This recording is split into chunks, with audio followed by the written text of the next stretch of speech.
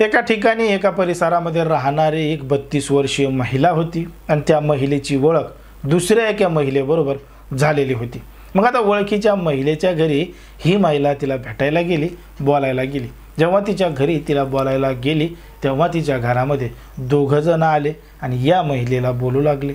जेव्हा बोलता बोलता त्या दोघांपैकी एका जणांनी त्यांच्या जवळची बंदूक काढली आणि या महिलेच्या डोक्याला लावली आणि महिलेच्या डोक्याला बंदूक लावून तिच्याबरोबर दोघ जणांनी बारी-बारीनं केलं।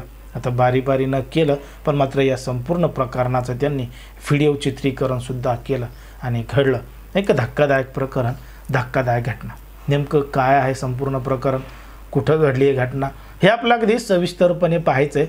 पण जर तुम्ही अजूनही आपलं चॅनल सबस्क्राईब केलं नसेल तर लगेच सबस्क्राईब करून घ्या आणि बाजूला असणाऱ्या बेल नोटिफिकेशनला सुद्धा ऑन करायला विसरू नका। आता ही संपूर्ण घडलेली जी घटना आहे ती आहे आपल्या महाराष्ट्रामधीलच पुण्यामधील धानोरी परिसरामध्ये घडलेली संपूर्ण घटना आहे। आता धानोरी परिसरामधलं एक माधवनगर आहे आणि याच माधवनगरमध्ये राहणारी एक महिला होती आणि त्या महिलेची ओळख एका 32 वर्षीय महिलेबरोबर झालेली होती। मग 32 वर्षीय महिला जी धानोरी परिसरामध्ये राहत होती ती माधवनगरमध्ये राहणाऱ्या महिलेच्या घरी गेली होती आणि तिच्या घरी गेल्यानंतर त्या महिलेबरोबर बोलू लागली। तेवढ्यात त्या ठिकाणी 2 पुरुष आले आणि 2 पुरुषांपैकी एका पुरुषानं त्याच्याजवळची बंदूक काढली आणि ती जी 32 वर्षीय महिला आहे तिच्या डोक्याला लावली। आता त्या ठिकाणी 2 पुरुष, एक महिला आणि ही एक महिला होती। आता या महिलेच्या डोक्याला बंदूक लावली आणि त्या महिलेबरोबर दोघा जणांनी बारी-बारीनं जबरदस्ती केली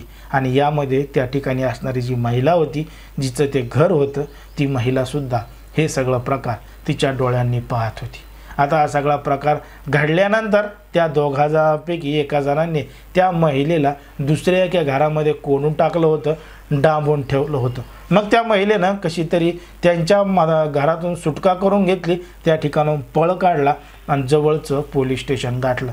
पोलीस स्टेशन गाठल्यानंतर तात्काळ ते जो 2 आरोपी पुरुष होते त्यांच्या विरोधात आणि तिचं घर होतं त्या महिलेविरोधात या महिलेनं तक्रार दाखल केली, फिर्याद दाखल केली। पोलिसांनी या संपूर्ण प्रकरणाचा गांभीर्याने दखल घेतली आणि यांचा तपास चालू केला। पोलिसांनी तपास केल्यानंतर ते जे 2 आरोपी होते पुरुष ते आणि ती जी एक महिला आहे त्या तिघांना सुद्धा पोलिसांनी ताब्यात घेतलंय, अटक केली आहे आणि त्यांच्यावर कायदेशीर कारवाई सुरू आहे। बघा समाजामध्ये, देशामध्ये, राज्यामध्ये कशा पद्धतीच्या घटना घडतात हे तुम्हाला या संपूर्ण प्रकरणावरून लक्षात आलेलं असेल। आता एका महिलेची दुसऱ्या महिलेबरोबर ओळखच असणार, महिलेची पुरुषाबरोबर जरी ओळख असली तरी सुद्धा त्यामधून सुद्धा कशा पद्धतीने घडतं। पण मात्र या संपूर्ण प्रकरणामध्ये एकाच महिलेनं दुसऱ्या महिलेला फसवलेला आहे आणि त्याच महिलेबरोबर देखत 2 पुरुषांनी तिच्याबरोबर नको ते कृत्य महाराष्ट्रामधल्या पुण्यामध्ये केलेलं आहे। यामुळं सगळीकडेची खळबळ मोठ्या प्रमाणात उडालेली आहे। आता ज्या पद्धतीने या संपूर्ण प्रकरणामध्ये घडलंय त्याच्यावर तुम्हाला काय वाटतं हे अगदी स्पष्टपणे कमेंटमध्ये सांगा।